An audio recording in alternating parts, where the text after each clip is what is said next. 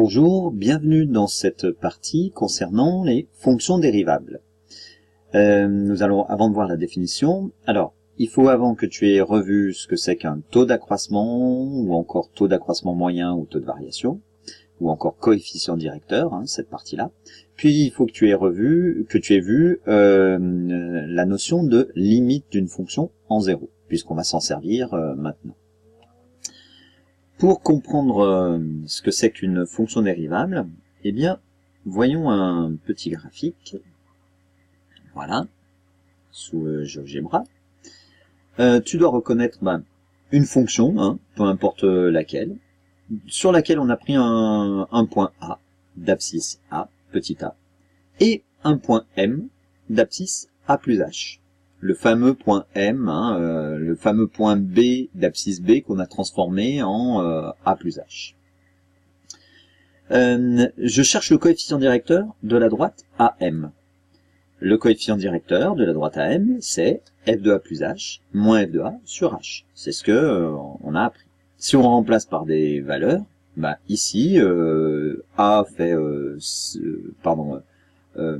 f de A fait 1,34, f de A plus H fait 7,67, A vaut 1,1, et donc on fait la différence, 7,67 moins 1,34 divisé par, alors le H ici est à 0,8, donc 1,1 moins 0,8, tiens c'est bizarre, c'est la bonne valeur, mais c'est pas le bon, ah mais si, pardon, c'est H, 0,8, n'importe quoi. Donc A moins A plus H moins A.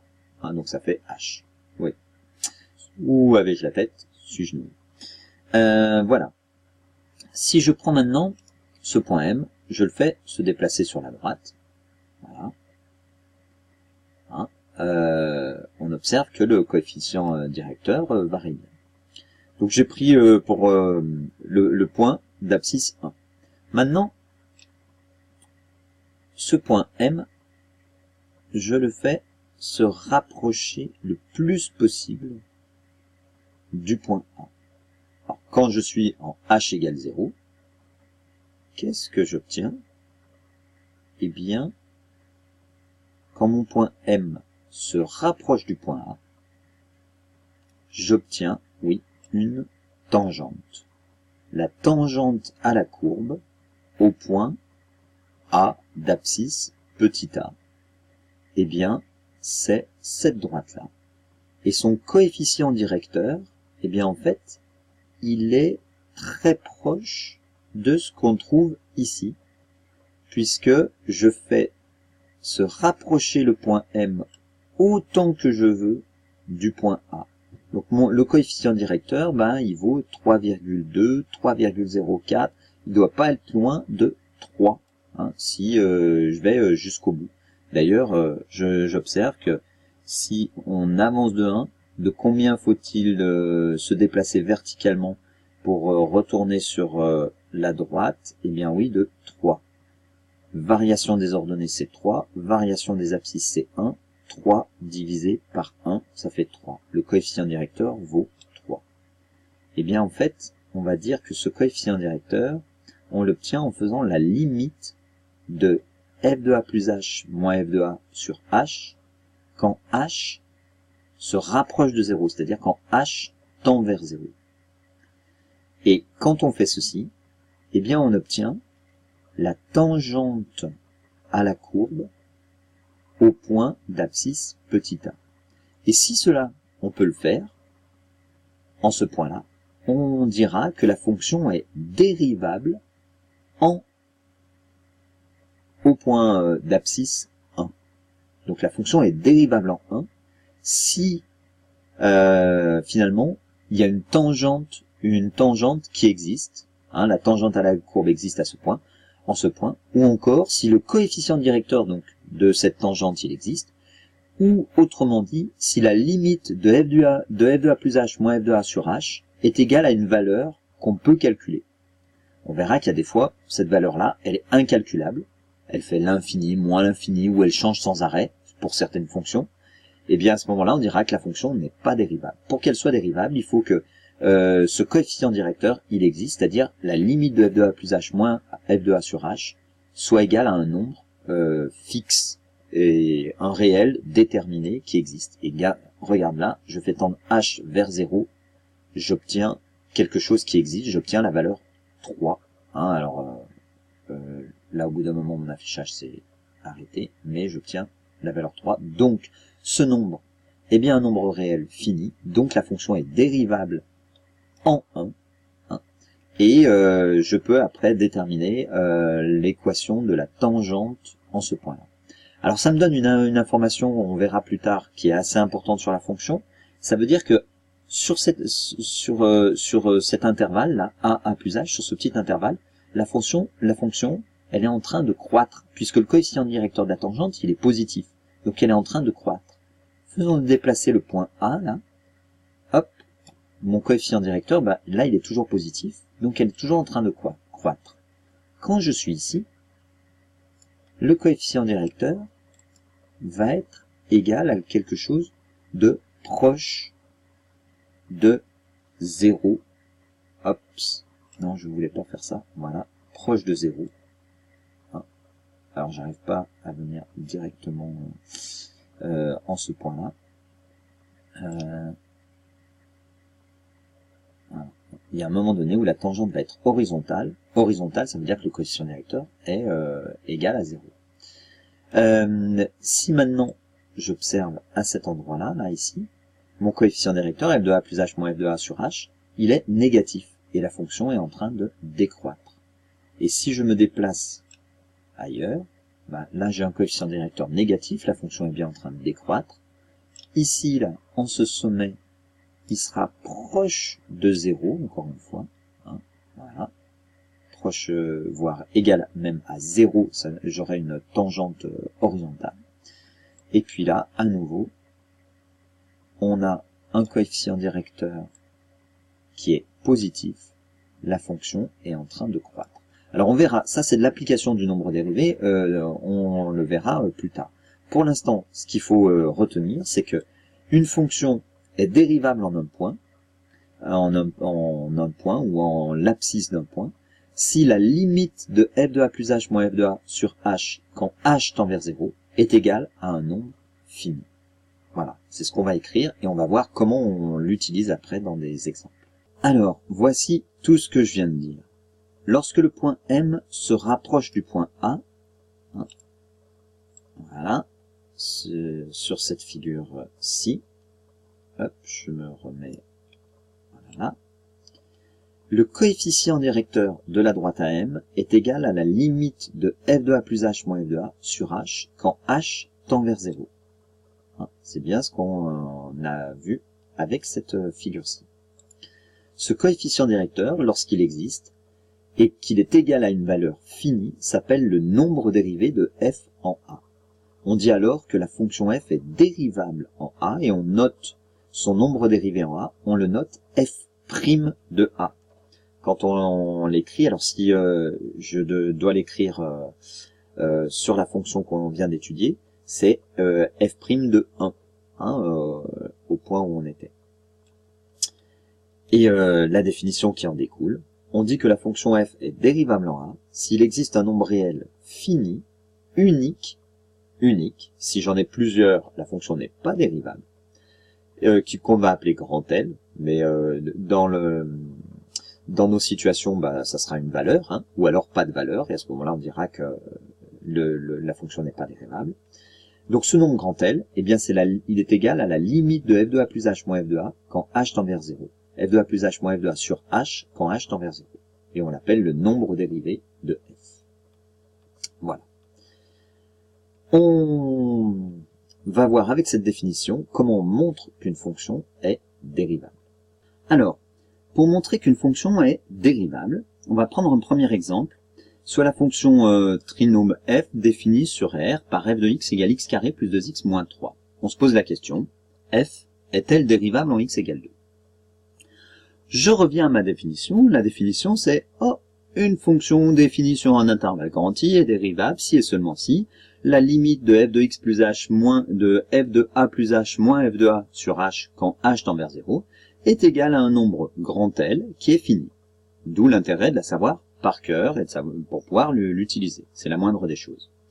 Et bien donc, je commence par calculer, en fait, pour h différent de 0, on commence par calculer f de a plus h moins f de a, de tout sur h. Mais qu'est-ce que c'est que ce a? Ben, ce a, c'est là où on cherche à montrer que la fonction est dérivable, ou pas. Donc c'est 2. Eh bien je remplace le a par 2. Donc f de 2 plus h, moins f de 2, le tout sur h. Voilà. Alors, bah maintenant, c'est pas terminé, parce qu'il faut que je trouve ce que c'est que ce f de 2 plus h, et qu'est-ce que c'est que ce f de 2. Ben là, qu'à cela ne tienne, calculons f de 2 plus h. f de 2 plus h, c'est égal à quoi? Bah, quand je calcule la valeur de l'image par une fonction, je remplace le x par ce qui est ici, dans les parenthèses. Donc partout où il y a x, je vais mettre 2 plus h. C'est un petit peu le même principe que quand je veux calculer f de 2. Si je veux calculer f de 2, je fais quoi? 2 au carré, plus 2 fois 2, moins 3, c'est-à-dire 4 plus 4, 8, 8 moins 3, 5. Et bien pour f de 2 plus h, je fais pareil, sauf que c'est 2 plus h. Donc 2 plus h au carré, plus 2 facteurs de 2 plus h, moins 3. Partout où il y avait x, j'ai mis 2 plus h, et j'oublie pas de mettre des parenthèses. Alors quand même, il faut un petit peu arranger ça. C'est-à-dire l'arranger, ça veut dire développer si on peut, ordonner, réduire, voilà, c'est tout ça, arranger. Tout ce que tu as appris à faire jusqu'à maintenant, dans les activités numériques et algébriques. Alors là, je reconnais une identité remarquable, qui est a plus b au carré, c'est a carré plus 2ab plus b2, donc ça nous fait 2 au carré, ça nous fait 4, plus 2 fois 2h, ça fait 2 fois 2, 4, donc 4h, plus h carré, voilà, là on a fait que cette partie-là, ça c'est a plus b au carré, et l'identité remarquable c'est a2 plus 2ab plus b2, donc là on vient de faire ça. Ensuite, on distribue ici, donc 2 fois 2 ça nous donne 4, 2 fois 2h ça nous donne 2h, j'ai dit quoi, 2 fois 2h? Non, c'est 2 fois h, ça nous donne 2h, moins 3. On continue à ordonner, réduire, etc. Alors, ici, j'observe que j'ai quoi ici? J'ai du h carré, je peux rien en faire d'autre, donc je vais laisser h carré. Du h, j'en ai 4 ici, et j'en ai 2 ici, donc ça nous fait 6h. Et sans rien, 4 plus 4, 8, 8 moins 3, ça nous donne 5. Bon, là, c'est quand même pas mal. On a pas mal réduit, je peux rien faire d'autre. Maintenant qu'on a pas mal réduit et qu'on a tout ce qu'il nous faut, eh bien, on va remplacer dans f de 2 plus h moins f de 2 sur h. Alors, on écrit f de 2 plus h moins f de 2 sur divisé par h, et on remplace, alors notre f de 2 plus h, on a trouvé h carré plus 6h plus 5, donc h carré plus 6h plus 5, f moins f de 2, f de 2 on a trouvé 5, donc moins 5, et le tout sur h, c'est égal à, je peux arranger, 5 moins 5, ça disparaît, donc ça nous donne h carré plus 6h, le tout divisé par h. Et puis on essaye de simplifier toujours nos expressions au maximum. Alors comme tout est divisé par h et que là j'ai h carré, en fait, je peux simplifier. Donc là ça me fait h, facteur de h plus 6, le tout sur h. Eh bien, on observe que les h se simplifient et il nous reste h plus 6. Bon, on n'était pas obligé de passer par l'étape de factoriser par h, parce que là on observe que Là, je peux simplifier par h, et ici aussi. Donc, ça me fait h carré sur h, ça fait bien h, et 6h sur h, ça fait bien 6.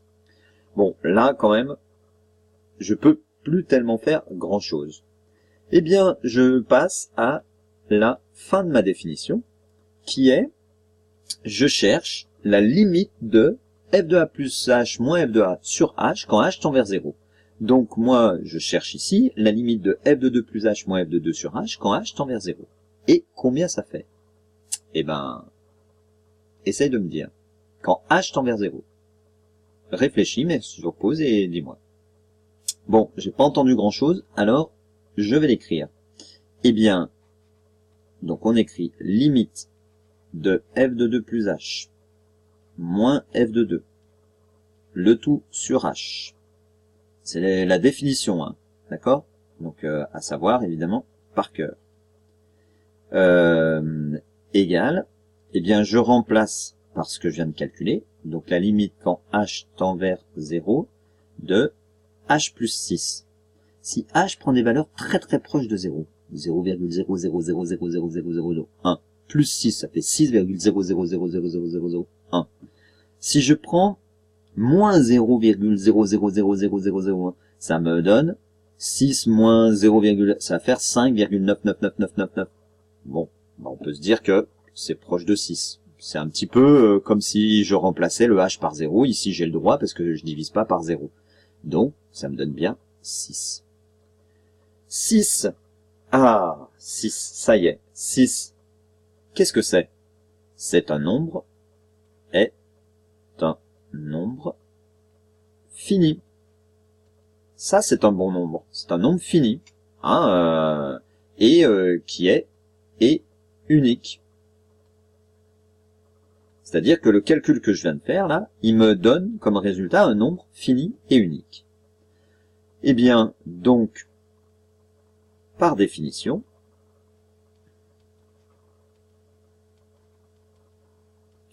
la fonction f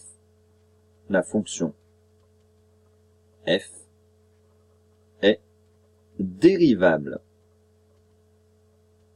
Et dérivable, où ça? Bah, en 2, puisque c'était x égale 2 qu'on a pris, hein, et sa dérivée, et son nombre dérivé est f' de 2 égale 6. Donc ça veut dire que cette fonction-là, en x égale 2, eh bien, elle admet une tangente, d'accord, dont le coefficient directeur est égal à 6. Donc, en ce point-là, la fonction qu'on vient de donner, là, elle est en train de croître, et la tangente en ce point-là, si je trace la tangente, je dois avancer de 1, monter de 6, c'est le coefficient directeur de la tangente 6. Donc elle est dérivable, et son nombre dérivé, f' de 2, est égal à 6. Voilà, je te laisse tranquille pour l'heure avec ces exemples. Ben, il faut faire les autres, enfin il faut faire l'autre, qu'on va faire, je vais le traiter dans une vidéo à part, d'accord? Parce que celle-là, c'est déjà pas mal. Mais tu peux t'entraîner, alors il y a quand même une astuce calculatoire dans le suivant, hein. Il va falloir voilà, faire un petit quelque chose, mais essaye, puis tu t'entraînes, hein, c'est la même méthode. Tu vas voir, elle est pas dérivable, hein, quand même, celle-là. Tu dois arriver à quelque chose qui n'est pas fini ou qui n'est pas unique. Allez, reprends bien tout ça, parce qu'il y a des choses à reprendre, hein, et puis note bien toutes les questions que tu as à noter, surtout. Et on verra ça ensemble. Allez, à bientôt, bon courage. Salut!